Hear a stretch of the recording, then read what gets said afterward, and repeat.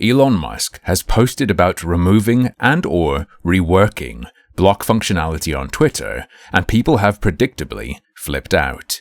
My main take is that 1. If it's pulled off right, it will be a good thing. 2. If it's a disaster, it'll probably just be rolled back. And 3. Again, if it's a disaster, it will probably be very, very funny. So bring it on. However, something I see over and over is people repeating the point that the block feature has no implications regarding freedom of expression whatsoever. This ain't quite right, and I need to talk about it a little bit. Let me explain why.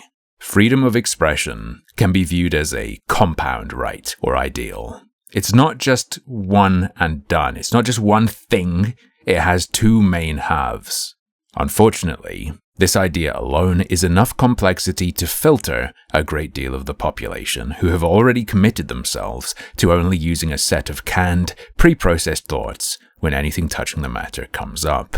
But I'll still do my best to suggest a point or two I think should be considered. The first half of freedom of expression is the most obvious one. The sending, the speaking, the right to express yourself or share information. This doesn't mean another person has to engage with you or listen to you, but should you and another fully capable person be happy to communicate, it essentially means you shouldn't be gagged by a third party, with very few exceptions.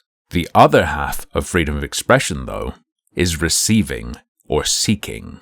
It means in that same scenario, the person listening shouldn't be deafened. Both ends have to be protected individually, because if one is compromised, so is the other. Bearing in mind that obviously either end is free to cover their own mouth if they don't wish to send, or cover their eyes and ears if they don't wish to receive.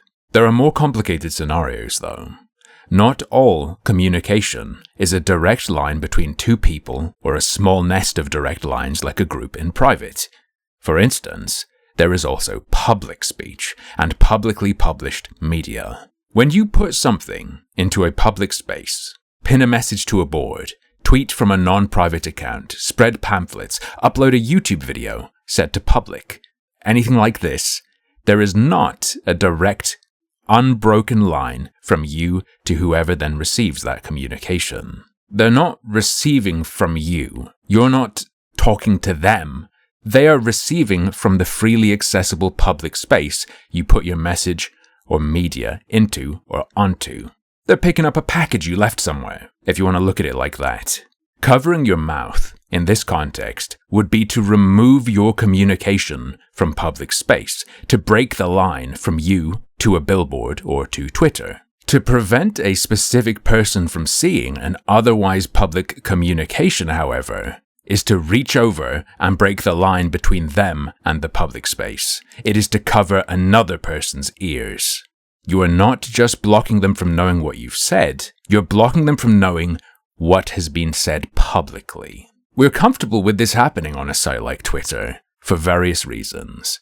People feel like they are their profiles. They feel like posts are them talking to other specific individuals, having many one-to-one conversations.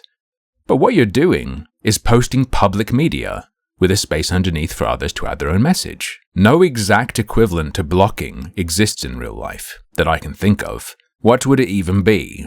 Messages on billboards in town that certain people have been blinded from seeing, with open feedback forms attached that certain people can't write on. It would be an episode of Black Mirror. It might already be, in fact.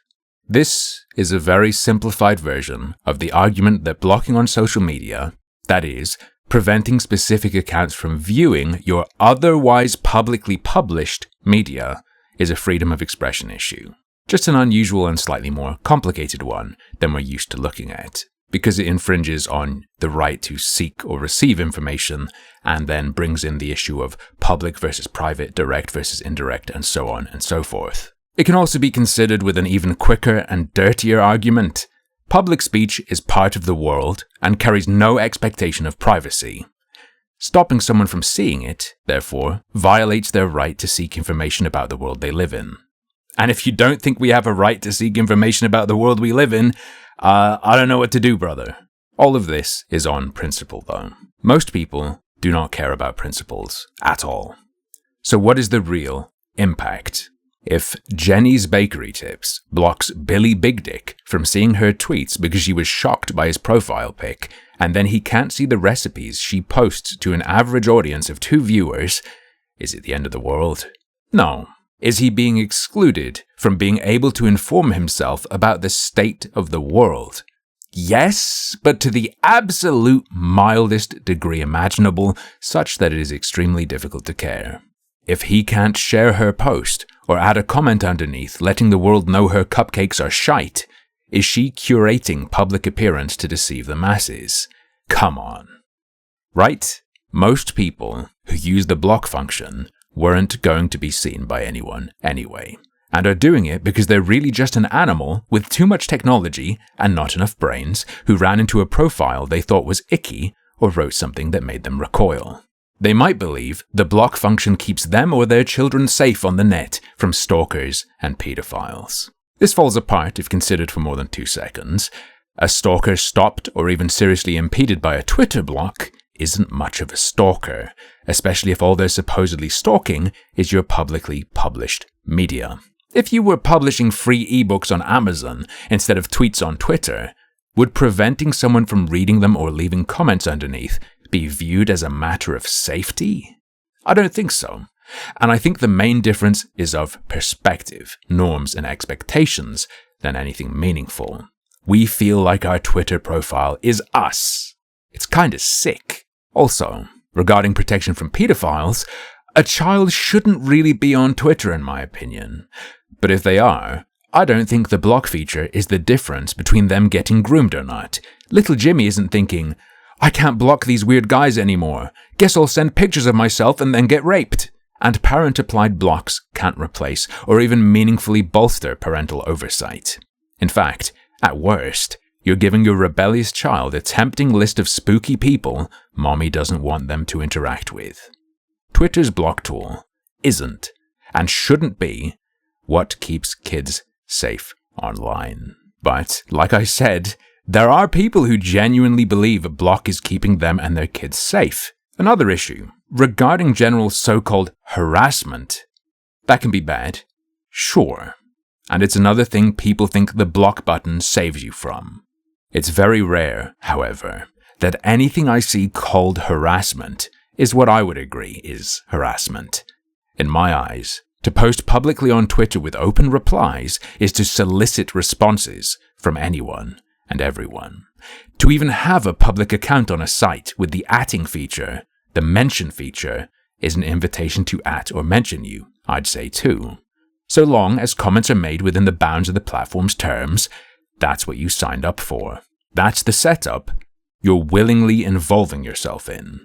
And because the mute tool exists, I don't think commenting or replying under a post or @ing someone or mentioning someone necessarily even constitutes contact, let alone repeated unwanted contact, i.e. what harassment is. DMs are contact, sure, but we already have tight control over our private messages on the platform. And it's been stated by Musk that that will be made more robust in the absence of the block feature. If someone bypasses your methods of not seeing them, it could become or be harassment, but blocks can be bypassed too. So even that point is moot. Blocking is not actually an anti-harassment tool. The closest it comes is as something that lets you demonstrate they are bypassing your abilities to stop them from contacting you. It can help demonstrate that you're being harassed, at best. And when you consider that you can use mute for the same purpose, demonstrating, say, to the police that this person is bothering you and bypassing any method you use to stop them, the argument for a block as a needed anti-harassment tool doesn't hold much water. Additionally, before anyone brings stuff like this up, if someone threatens you, for example, that's a threat. It doesn't need to be anything more. And has already happened. Blocking can't undo it, and it's significantly more serious than what's called harassment on social media. Anyway, aside from all that, some say it's necessary to keep the block function in order to keep your mentions clean, so you don't see what you don't want to see or get flooded. But of course it isn't. If the mute function is flawed and doesn't fulfill its purpose, the answer, in my eyes, is fixing that, not defending the block feature as is, which is also flawed just because it in part gives you what you want. There are others still who block to protect themselves from others blocking, from mass blocking and reporting of themselves as a result of being shared by a large account. Reason being, it appears and has been said that the amount you're blocked can cause automated consequences. Understandable. This really means the whole system needs fixing more than meaning the block tool as is good, but this take is understandable as things are. So, mostly, accounts blocking each other is pretty low impact. You can go deep into the principles behind it, you can get into theoretical considerations, but overall, the block button doesn't protect or help you as much as you think, especially versus a mute or what muting should be, but it also doesn't cause much if any harm to others by using it. Generally, it's not as big a deal either way as many are making it out to be. But, and it's a gigantic but, politicians use Twitter. Celebrities use Twitter. Huge influencers use Twitter. Traditional media outlets use Twitter. Talking heads use Twitter. Brands use Twitter. The list goes on. In their hands, the block tool becomes a weapon of distortion. And not just by denying people knowledge of what they've been saying to the rest of the world. Twitter creates the illusion of an open forum, of posts with open replies everywhere. Tweets with whoever wants to chime in underneath. You can limit it to specific groups of people, like those that you follow, and it will inform everyone who sees it that that restriction is in place, but it doesn't tell you who's been blocked on a regular post. This means you can mold the way the reaction to what you publish publicly looks, and in turn, mold the perception of anyone coming across your tweets and the ostensibly free and open responses underneath, which are actually curated to an unknown degree. This, I personally find, sickening. Small accounts that are just run by regular people who want to be on Twitter for kicks, folks like that, I get you wanting the block tool, or not seeing how it could be different, or not addressing certain issues, whatever.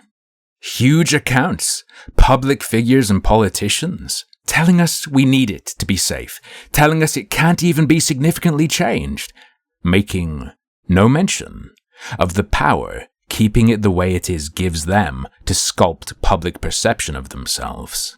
Get the fuck out of here, you fucking reptiles.